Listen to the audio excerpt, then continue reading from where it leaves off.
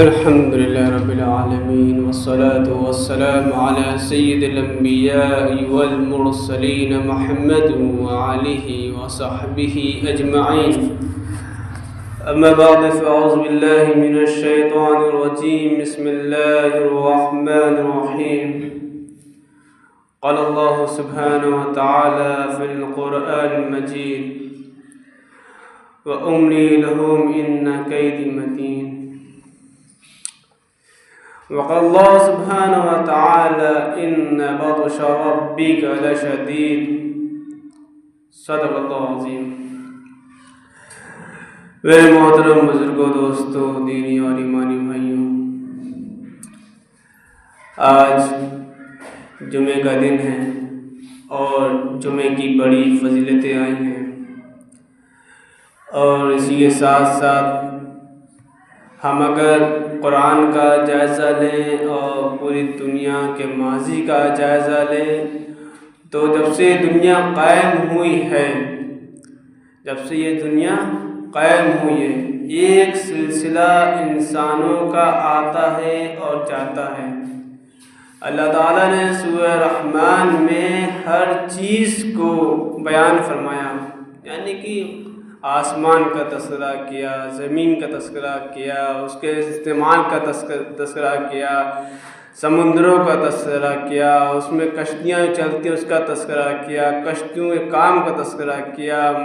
اور دونوں سمندر جو آپس میں ملتے ہیں اس کا تذکرہ کیا. ہر اس چیز کا سورہ رحمان میں تذکرہ کیا گیا جہاں پہ جو انسان کی ضرورتیں تھیں، انسان کی جو کام ضرورت آ رہا تھا اس کا تذکرہ کیا.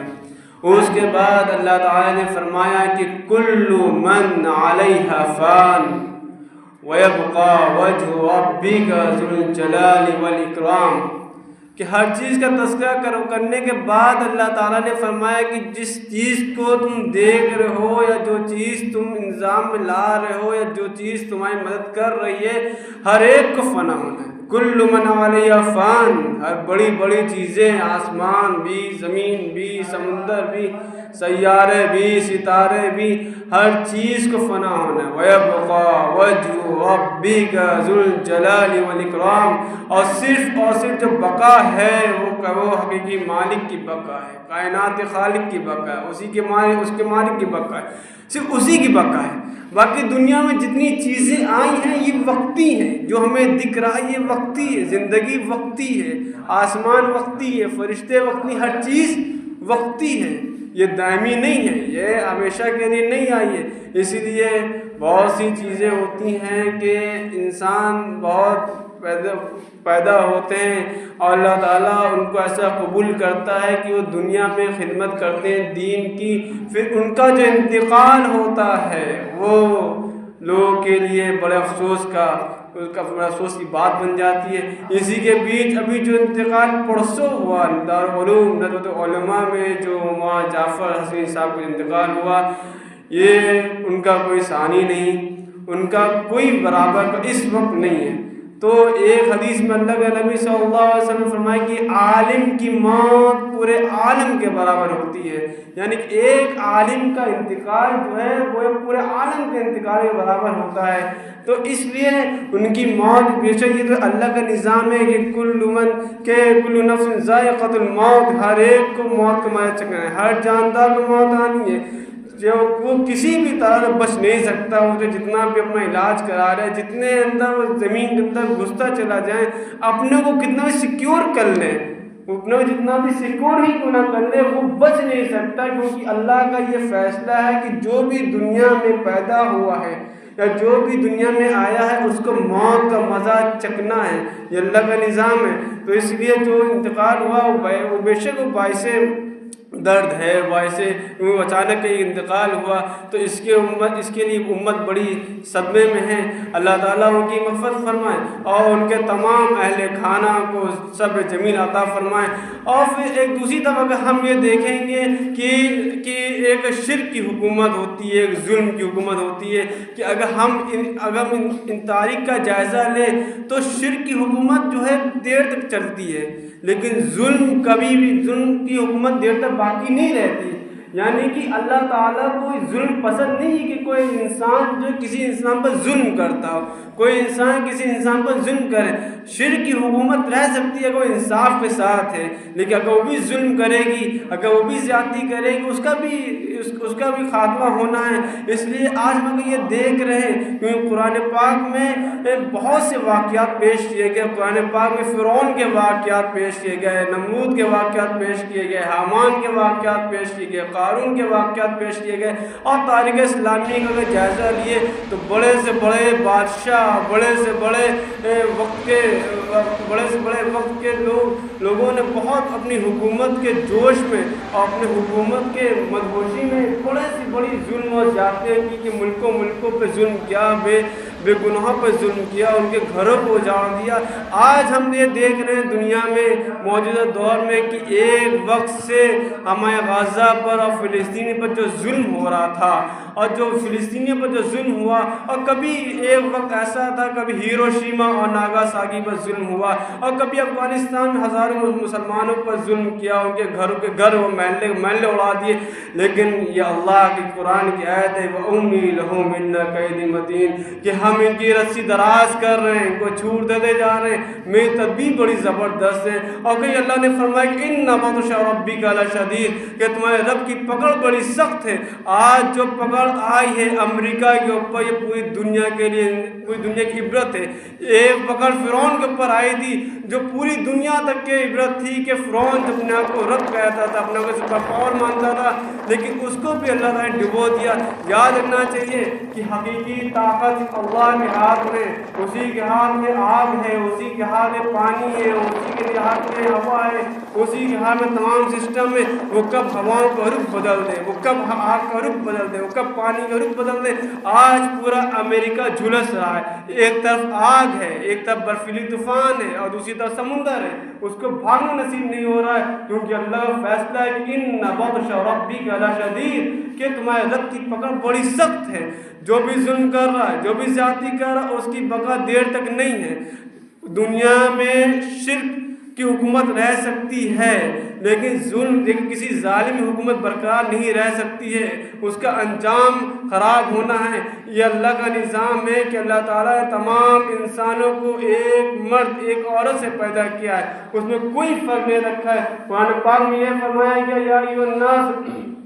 إِنَّا خَلَقْنَاكُم مِّن ذَكَرٍ وَأُنثىٰ وَجَعَلْنَاكُمْ شُعُوبًا وَقَبَائِلَ لِتَعَارَفُوا، کہ اے انسانوں، ہم نے تم سب کو ایک مرد ایک عورت سے پیدا کیا اور تم کو مختلف قبیلوں میں اور مختلف خاندانوں میں اس لیے بانٹ رکھا ہے تاکہ تم ایک دوسرے کو پہچانو، اور تم میں سب سے زیادہ اللہ کے قریب وہ ہوگا جو اللہ سے زیادہ ڈرنے والا ہوگا۔ اب جو جنگ چلتی چلی آ رہی تھی امریکہ کے اندر کہ وائٹ جو گورے لوگ تھے وہ کالے پر ظلم کیا کرتے تھے، ہر طاقتور ہر ڈکٹیٹر جو ہے ایک مظلوم پر ظلم کرتا تھا۔ ایک کافی ٹائم سے جو فلسطینی پر جو ظلم ہوا، جو غزہ میں ظلم ہوا، اور اس کا ساتھ دینے والا وہ اسرائیل یہودیوں کا ملک، وہ اس میں سے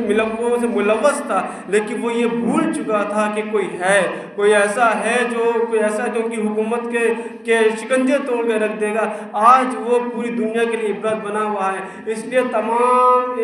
حکمرانوں کے لیے عبرت ہے کہ جو بھی حکومت کر رہے ہیں، جو بھی ظلم کر رہے ہیں، جو بھی زیادتی کر رہے ہیں، جو بھی مسلمانوں کو ٹارگٹ کر رہے ہیں، جو بھی اہل حق کو ٹارگٹ کر رہے ہیں، جو بھی مسجدوں کو، مدرسوں کو، جماعتوں کو، تنظیموں کو ٹارگٹ کر رہے ہیں، ان کا انجام بھی اسی طرح ہونا ہے۔ لیکن اس کے ساتھ ساتھ ہمیں کیا کرنا ہے؟ ہمیں اللہ تعالیٰ نے قرآن پاک میں تعلیم دی کہ اے ایمان والو، تمہارا کام یہ کہ تم پورے کے پورے اسلام میں داخل ہو جاؤ، پورے دین میں داخل ہو جاؤ، آدھے ادھورے کی بات نہ کرو۔ اور اسلام یہ نہیں ہے کہ آپ نماز پڑھ لے یا روزہ رکھ لے، زکوٰۃ دے دے، حج کر دے، یہ اسلام کی بنیاد ہے۔ اصل اسلام یہ ہے کہ ہر وہ کام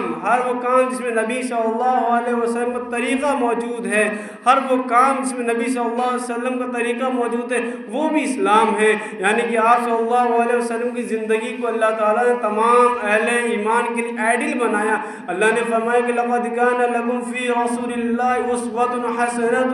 لِمَنْ كَانَ يَرْجُو اللَّهَ وَالْيَوْمَ الْآخِرَ وَذَكَرَ اللَّهَ كَثِيرًا، کہ جس کو اللہ پر ایمان ہے، جس کو آخرت پر ایمان ہے، اسے یاد رکھنا چاہیے محمد صلی اللہ علیہ وسلم اس کے لیڈر، اس کے آئیڈیل ہیں۔ تو اس لیے محمد صلی اللہ علیہ وسلم تمام انسانوں کے لیے آئیڈیل بنا کے بھیجے گئے ہیں، اور تمام انسان انسانوں کے لیے نبی بنا کے بھیجے گئے. ہمارا یہ کام ہے کہ ہم پورے پورے اسلام میں داخل ہوتے چلے جائیں, یعنی کہ ہمارا ہر نظام اسلامی نظام ہو. ہمارا بزنس, ہمارا گھر, ہمارا ماحول, ہمارا لباس, ہمارا معاشرہ, ہماری مساجدیں, ہمارے مساجد کے اندر آنے والے لوگ, ہماری شادی, ہماری بیاہ, ہمارا ہر چیز کا اسلامک ہو,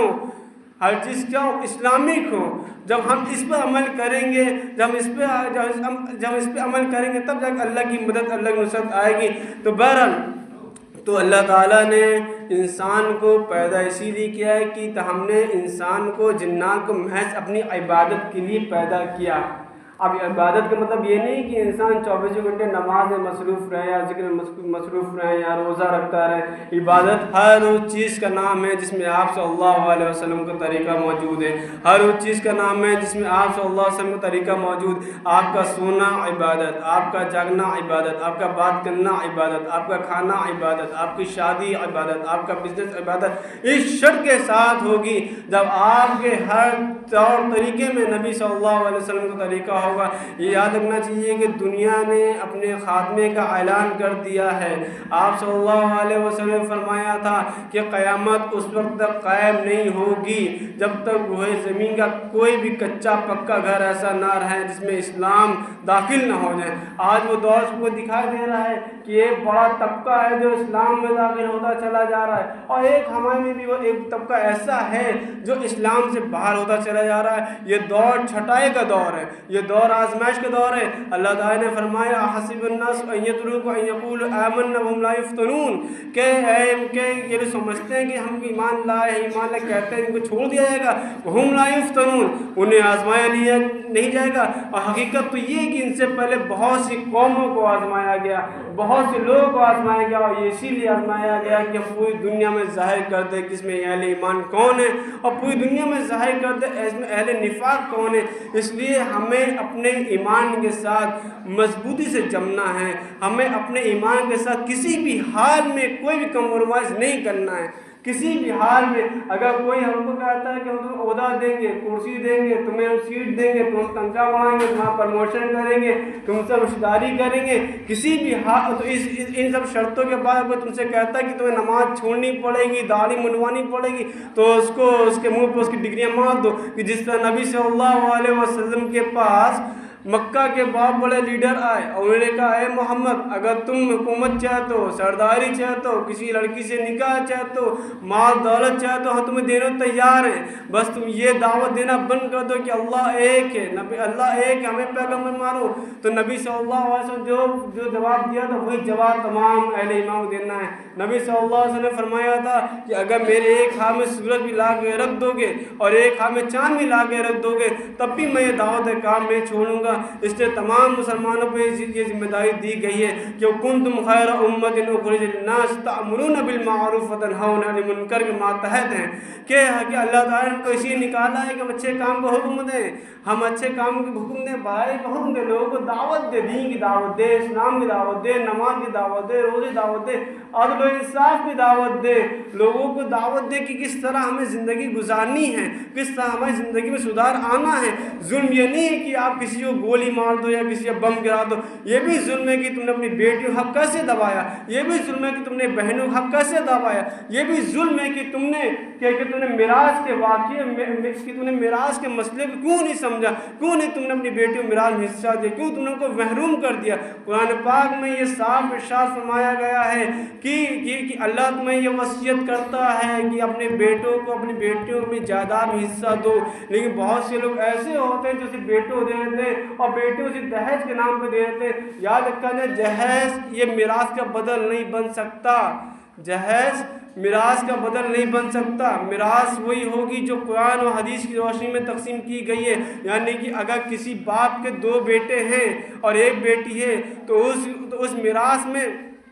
تو اس میراث میں 5 حصے بنیں گے، اور 5 حصے اس لیے بنیں گے کہ 4 حصے دونوں بیٹوں میں تقسیم کر دیے جائیں گے اور 1 حصہ بیٹی کو دے دیا جائے گا۔ اب بہت سے لوگ یہ کہتے ہیں کہ اسلام نے بیٹوں کا ظلم کیا، لڑکیوں کا ظلم کیا، وہ اس حقیقت سے، اس حکمت سے محروم ہیں۔ یاد رکھنا چاہیے، میں آپ کو اسلام کی حکمت کو ایک مثال کے طور پر سمجھاتا ہوں کہ ایک باپ کا انتقال ہوا اور اس کا ایک بیٹا اور ایک بیٹی، اس کا ایک بیٹا اور ایک بیٹی، اور اس نے جائیداد میں 2 لاکھ روپے چھوڑے۔ آپ کے قانون کے مطابق اگر وہ 2 لاکھ روپے دونوں میں تقسیم کر دیا، 1 لاکھ بیٹے کو مل گئے، 1 لاکھ بیٹی کو مل گئے، 1 لاکھ بیٹے کو مل گئے، 1 لاکھ بیٹی کو مل گئے، تو اسلام یہ کہتا ہے نہیں، اس طرح نہیں ہوگا، بیٹے کو ڈبل ملے گا، بیٹے کو ڈبل ملے گا، بیٹی کو سنگل ملے گا، اس لیے کیونکہ بیٹا خرچہ کرے گا اور بیٹی کے پاس آئے گا۔